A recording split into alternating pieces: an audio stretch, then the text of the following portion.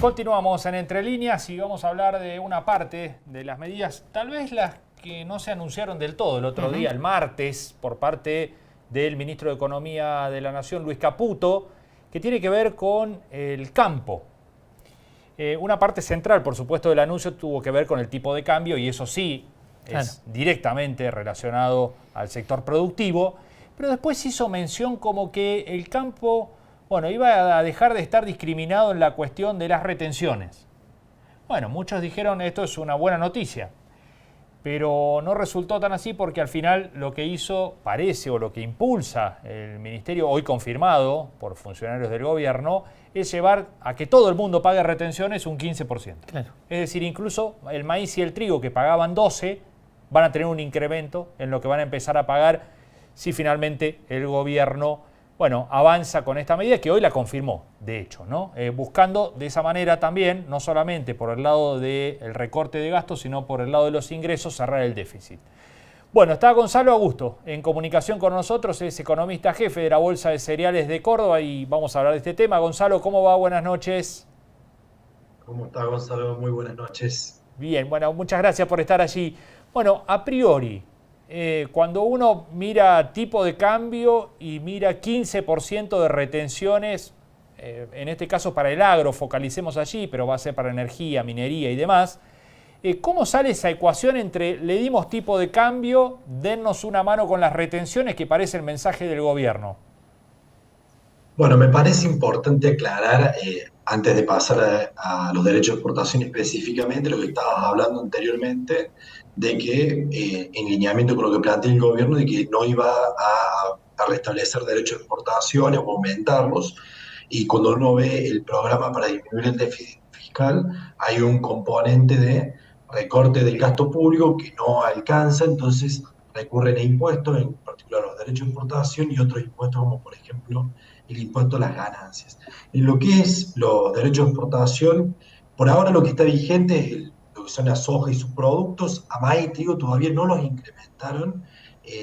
Hay que ver todavía porque hay un proceso que tiene que pasar por el Congreso, lo mismo que para todos los otros productos, como por ejemplo lo que es el complejo manicero o legumbres, que tenían 0%, Claro. que ahora van a pasar a tributar, si se aprueba, un 15%.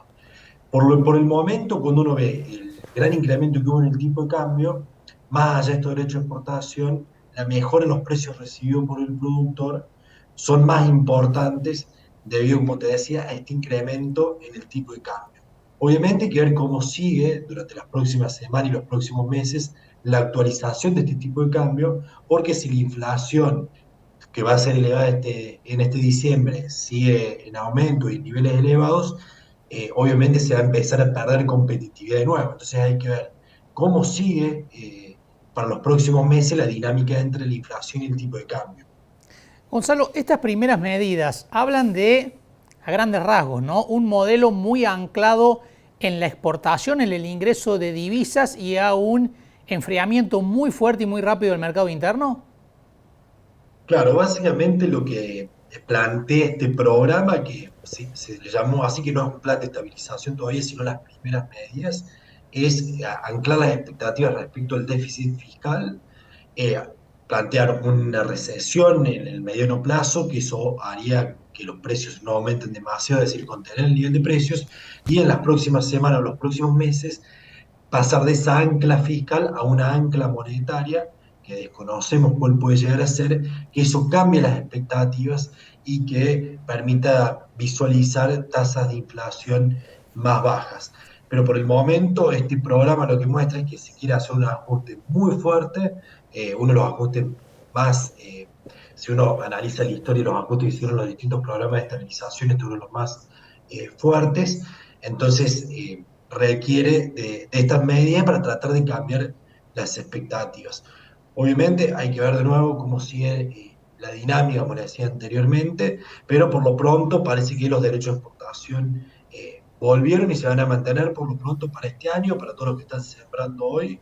Lo más probable es que la cosecha que va a arrancar en abril, mayo, tenga estos derechos de exportación, como decía Gonzalo, ahí del 15% para maíz y trigo, pero también para el resto de los bienes que no tenían. Entonces, hoy cuando uno analiza las mejoras en los precios, la soja y los subproductos serían los más beneficiados en cuanto mejoran los precios que recibirían, pero por ejemplo lo que es el complejo manicero, las legumbres, que tenían cero, pasan a tener un 15% de derecho de exportación, ese aumento en el tipo de cambio no es tan favorable como, por ejemplo, les decía lo del complejo sojero.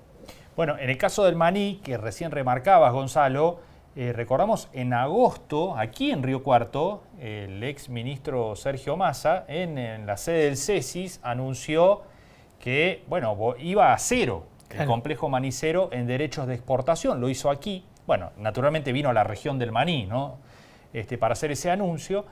Y básicamente en los meses siguientes, los productores se lanzaron a sembrar maní con retenciones cero y ahora a mitad de camino se encuentran con que, bueno, no alcanzaron nunca a disfrutar de las retenciones cero porque vuelven a tener retenciones incluso más altas de las que tenían, que es 15, Gonzalo. Sí, es importante lo que remarcas, pero también el público entiende que hace 4 o 5 meses, cuando se anunció ese derecho de exportación a cero, el tipo de cambio para exportar también era sustancialmente más bajo, que estamos en 350 pesos por dólar. Después se actualizó con una fórmula de que el tipo de cambio para exportar era el 50% del tipo de cambio oficial, de 350 pesos, y el 50% del contado de liquidación, lo que nos daba un tipo de cambio de 650 pesos por dólar. Ahora, con esta nueva media, el tipo de cambio que tendría, por ejemplo, el sector manicero sería 710 pesos por dólar, es decir, una mejora de aproximadamente unos 60 pesos por tonelada que va a exportar. Obviamente que no es una medida del agrado de ninguno de los actores del sector, porque es un impuesto que incide directamente en lo que reciben los productores, pero no, hay que ver cómo evoluciona la variable clave, que es el tipo de cambio, porque dijeron que lo van a actualizar un 2% mensual, Claro. pero con una inflación que te va corriendo atrás, lo que va a ser diciembre, que puede llegar al 40%, esa competitividad que se ganó por un tipo de cambio más alto se puede ir anulando y con unos derechos de exportación tan elevados, obviamente podría generar complicaciones. Gonzalo, muchísimas gracias por estos minutos con nosotros. Un gusto como siempre. Muchas gracias, que tengan buenas noches. Buenas Igualmente, noches. hasta la próxima. Gonzalo Augusto. Bueno, ahí estaba, el economista jefe de la Bolsa de Cereales de Córdoba. A tener en cuenta otros sectores productivos, no todos están beneficiados por estas medidas, tamberos, feedlots, granjas de cerdo, granjas de pollo, todos esos van a tener un fuertísimo incremento de costos de alimentación porque al subir el tipo de cambio, naturalmente que los costos se les multiplican. Atención porque hay algunos sectores de esos que mencionamos, como por ejemplo los tamberos, que ya estaban en una situación muy pero muy crítica, ¿no?